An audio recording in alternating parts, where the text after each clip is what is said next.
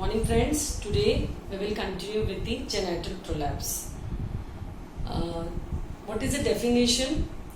It is the herniation of female genital organs from its normal place. You can say when organ drags down from its normal place, anatomical position, pelvic organ prolapse. That is called as genital prolapse in female. The classification of genital prolapse. It is divided into three basically: anterior vaginal wall prolapse, posterior vaginal wall prolapse, and uterine prolapse proper. Now, how it occurs? The etiology wise we will see later, but before that the types of prolapses. Anterior vaginal wall prolapse means this is the normal anatomy of the uterus, urinary bladder, rectum, maternal spine, symphysis pubis. This is the normal anatomy. When uterus and there is a peritoneal fold between uterus and urinary bladder known as uterovesical pouch. This uterovesical fold is lined completely from the anteriorly to the urinary bladder and anterior aspect of the uterus. Now, if there is a prolapse of this fold is associated with the bladder prolapse. Now this is the normal anatomy. If bladder prolapses down with this, like this, if it prolapses down with the prolapse of upper 2/3 of the anterior vaginal wall, this is called as anterior vaginal wall prolapse. Means prolapse of upper 2/3 of the anterior vaginal wall means uterovesical fold with base of bladder. If it prolapses downward, it is anterior vaginal wall prolapse. It is also further named as, if upper 2/3 with the bladder base, it is called as cystocele. This is called as cystocele. If lower 1/3 is prolapsing with the urethra, if lower 1/3 of the anterior vaginal wall is prolapsing with the urethra only, it is called as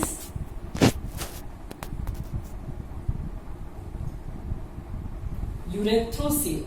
This together, cystocele, urethrocoele may occur clinically. It is called as cystourethrocoele, which comes under the heading of anterior vaginal wall prolapse. Similarly, there is a peritoneal fold between uterus anteriorly and rectum posteriorly. One fold which is covering posterior surface of the uterus and continues to the anterior border of the anterior surface of the rectum. This is called as uterorectal pouch or uterorectal fold ligament. Now all of us know this is the pouch of Douglas, also known as cul-de-sac. Here the coils of intestine and omentum are there in the pouch of Douglas.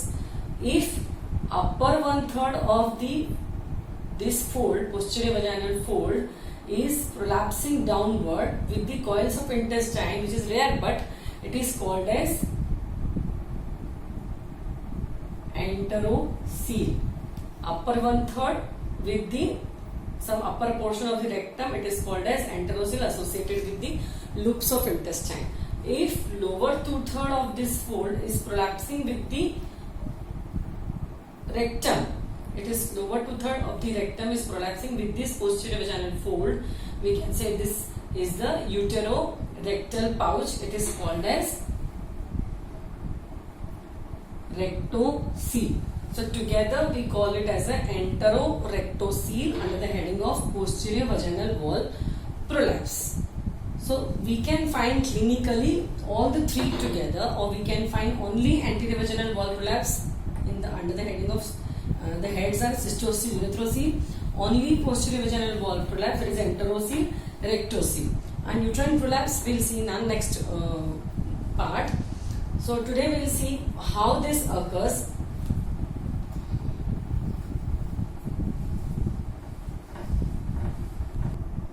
Clinically, women may come with the symptoms of difficulty in emptying the bladder, sensation as if some pouch in the lower genitalia, that is vagina, and sometimes there is dysuria. So pain, difficulty in emptying the bladder, frequency of micturition, sometimes painful micturition if there is associated infection. So women with anterior vaginal wall prolapse comes most of the time with the symptoms of stress incontinence also. If suppose at the age of 50, this is most of the time a common condition found in a female called as Cystocele, there is a sensation as if something is dragging down here, and if she coughs or even if she laughs loudly, there is a discharge of urine. It is called as incontinence of urine, which occurs due to cystocele as well as erythrocele. Sometimes there is urge incontinence, overflow incontinence. It is due to loss of support or weak support of the urethra. If she laughs, coughs, or in a squatting position, there is a discharge of urine. It is called as incontinence or dribbling of the urine, which is really an annoying symptom. So any exercise may help, but actually no such major medical treatment helps in these cases. Cystocele, erythrocele, if these two are occurring together. Similarly, rectocele, antrocele. If anything is there, rectocele, female may come with the complaint of posterior vaginal wall prolapse. She may come with the complaint of constipation or difficulty in emptying the bladder. Emptying the, sorry, not bladder, it is rectum. Constipation or difficulty in emptying the bowels. So these are the symptoms found in rectocele. Now we will see uterine prolapse proper, but before that we will see its etiology. So uterine prolapse is seen commonly. It is of two varieties: uterovaginal, vagino-uterine. So when uterus is prolapsing first and then vagina afterwards, it is called as uterovaginal, which is not so common. Common is vagino-uterine. When vagina prolapses first, vagina and followed by uterus. This is it occurs upside down. When fundus is inverted downward, that is it is upside down, which is not so common. So vagino-uterine prolapse we will see. Etiology before that, uterine prolapse. Two main etiologies are there. One is due to failure of supports of pelvic floor muscles. Second, due to raised intra-abdominal pressure. Now, failure of supports of pelvic floor muscles means it is seen.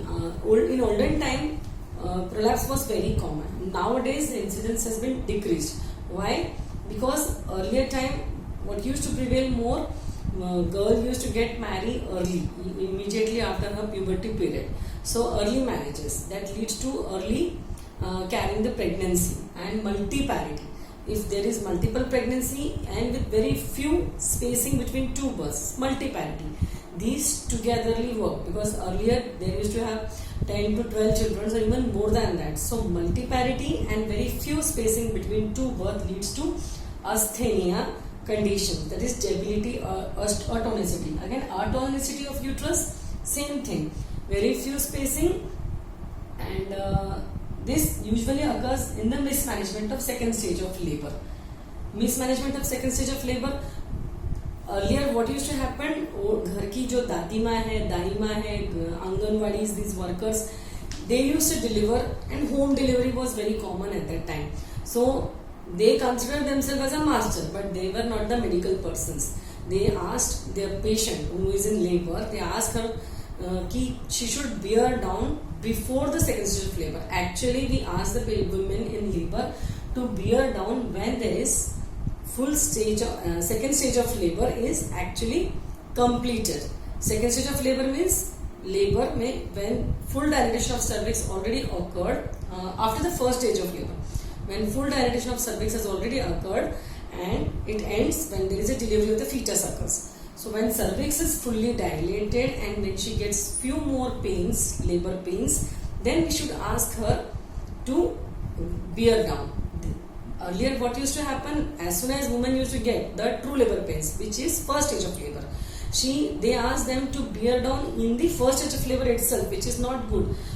This actually happened that she get very debilitated. She may sleep even in between the labor pains. And when she has bear down in the first stage of labor, which was not fruitful, now she doesn't bear down. So this wrong bearing down may used to lead to what? Pelvic floor tears, muscles ka tear and lacerations used to very common. So in order to avoid this tear and lacerations, now episiotomy has become a common rule in a primary regula. So episiotomy, you already know, it is the incision given over the perineum which may be J shape, mediolateral, lateral. So it is a rule now that every woman in a primary, if she is getting delivered, episiotomy is given. Why? To widen the narrow vaginal introitus and birth canal and easy delivery of the head as well as after coming body. But earlier people does not used to advocate this episiotomy. So early bearing down and no episiotomy were the basic causes for too much. Every third woman used to get genital prolapse in earlier days, but now this has been ratio is down because of episiotomy and proper management of second stage of labor. Now ANC care, we also take women's care throughout the 9 months of pregnancy, and we also find the risk factors and we treat her accordingly. If any hospitalization is needed, we also advise her for hospitalization and proper care is to be taken. So this is the most important cause, that is mismanagement of second stage of labor and episiotomy. No episiotomy, which is another major important etiology for the prolapse. Second is the raised intra-abdominal pressure. If woman suffers from such medical conditions or surgical conditions which increases her abdominal pressure, that is, if she suffers from chronic cough or bronchitis, if she suffers from chronic constipation, some pelvic tumors, sometimes obesity also causes increase in the abdominal pressure, which may cause traction or pulling down of the organ downwards.